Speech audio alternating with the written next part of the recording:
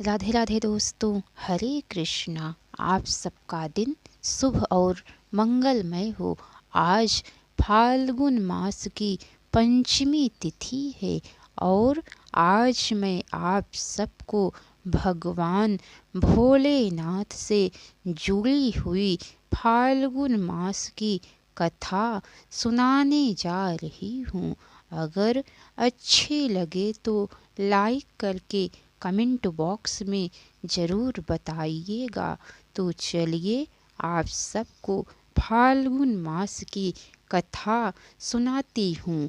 आगे के अध्याय में आप सब सुने थे कि किस प्रकार सूत जी शौनक जी के पूछने पर नारद जी को अपनी तपस्या पर गर्व हुआ था। सूत जी कहते हैं कि नारद जी को यह गर्व हो गया कि कामदेव पर मेरी विजय हुई। भगवान शिव की माया से मोहित होने के कारण उन्हें यथार्थ बात का ज्ञान नहीं रहा।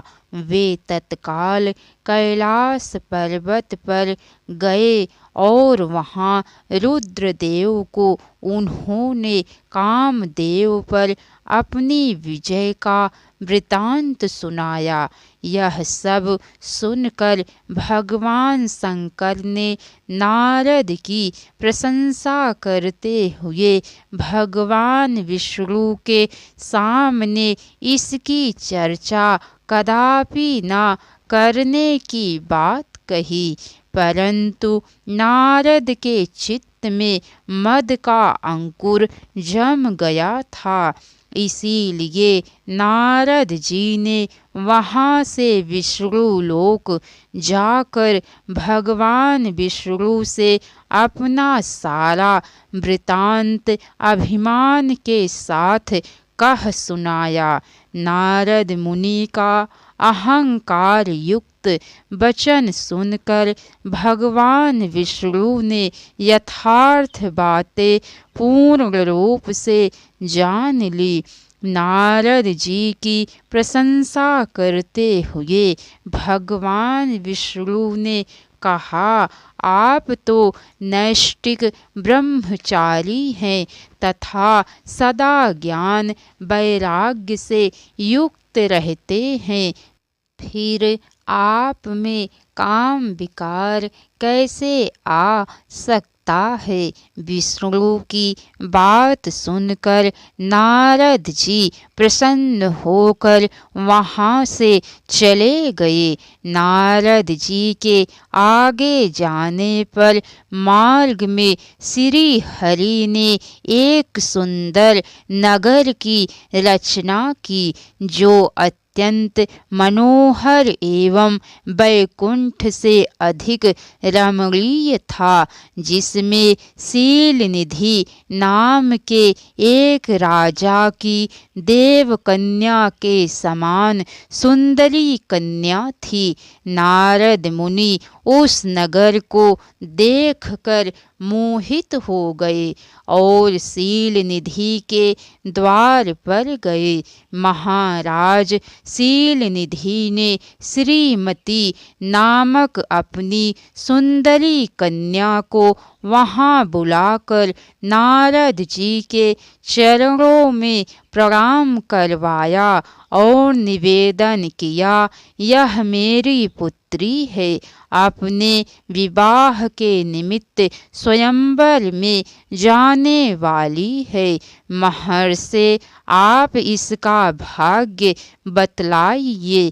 नारद जी उस कन्या के शुभ लक्षणों को देखकर अत्यधिक प्रभावित हुए तथा कन्या के पिता राजा से उसके सुख सौभाग्य तथा गुणों की विशेष सराहना करते हुए वहाँ से विदा हो गए। नारद जी के मन में यह भाव आया कि किस प्रकार इस कन्या से मेरा विवाह हो।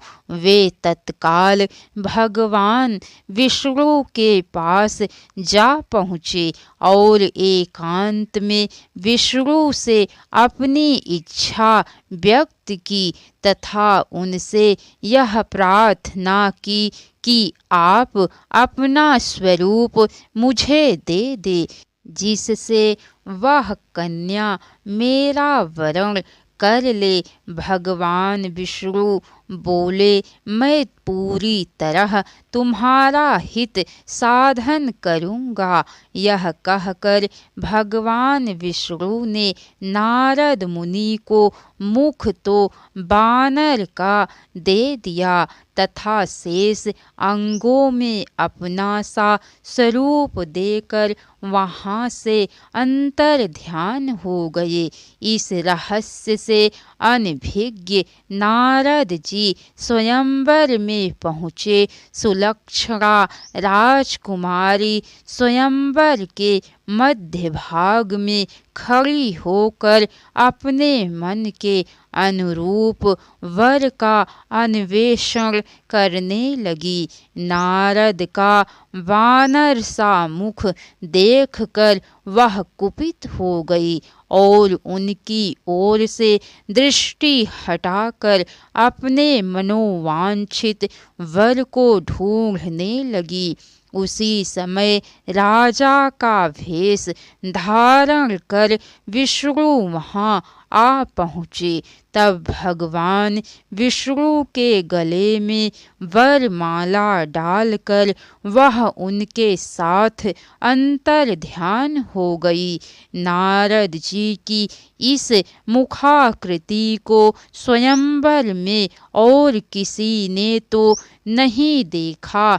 शिव जी के दो पार्षद वहाँ उपस्थित थे।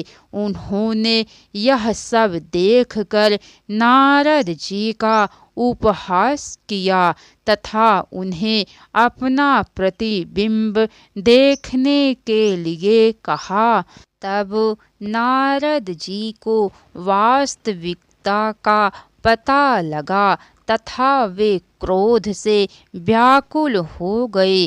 उन दोनों शिवगणों को उन्होंने राक्षस होने का शाप दिया। इसके अनंतर विष्णु लोक जाकर माया से मोहित नारद विष्णु को श्राप देते हुए बोले, तुमने स्त्री के लिए मुझे व्याकुल किया है, तुम भी मनुष्य हो जाओ और स्त्री के वियोग का दुख भोगो। तुमने जिन वानरों के सामान मेरा मुख बनाया था वे ही उस समय तुम्हारे सहायक हों। कुछ ही क्षणों में भगवान शंकर ने अपनी विश्वमोहिनी माया को खींच लिया। उस माया के तिरोहित होते ही नारद जी शुद्ध बुद्धि से युक्त हो गए और उनकी सारी व्याकुलता जाती रही। श्री नारद जी भगवान विष्णु के चरणों में गिर पड़े और अत्यंत पश्चाताप करने लगे। भगवान विष्णु बोले, तात खेद ना करो, भगवान शिव तुम्हारा कल्याण करेंगे। तुमने मद से मोहित होकर जो भगवान शिव की बात नहीं मानी थी, उसी अपराध का भगवान शिव ने तुम्हें ऐसा फल दिया है। सबके स्वामी परमेश्वर शंकर ही परम ब्रह्म परमात्मा है, उन्हीं का सच्चिदानंद स्वरूप है। वे ही अपनी माया को लेकर ब्रह्मा विष्णु और महेश इन तीन रूपों में प्रकट होते हैं। अपने सारे संशयों को त्याग कर अनन्य भाव से शिव के सतनाम स्तोत्र का पाठ करो तथा निरंतर उन्हीं की उपासना तथा उन्हीं का भजन करो। भगवान शंकर की उपासना से सभी प्रकार के पातक एवं दोष समाप्त हो जाते हैं। इस प्रकार प्रसन्न चित्त भगवान विष्णु नारद मुनि को उपदेश देकर वहाँ से अंतर ध्यान हो गए। इसके अनंतर श्री नारद जी भी अत्यंत आनंदित हो शिव तीर्थों का दर्शन करते हुए भूमंडल में विचरने लगे। अंत में वे सब के ऊपर विराजमान शिव स्वरूपी काशीपुरी में पहुँचे। राधे राधे दोस्तों, हरे कृष्णा। तो कैसी लगी कथा लाइक करके कमेंट बॉक्स में ज़रूर बताइएगा। इसके आगे की कथा दोस्तों आप सबको कल सुनने को मिलेंगी। हर हर महादेव।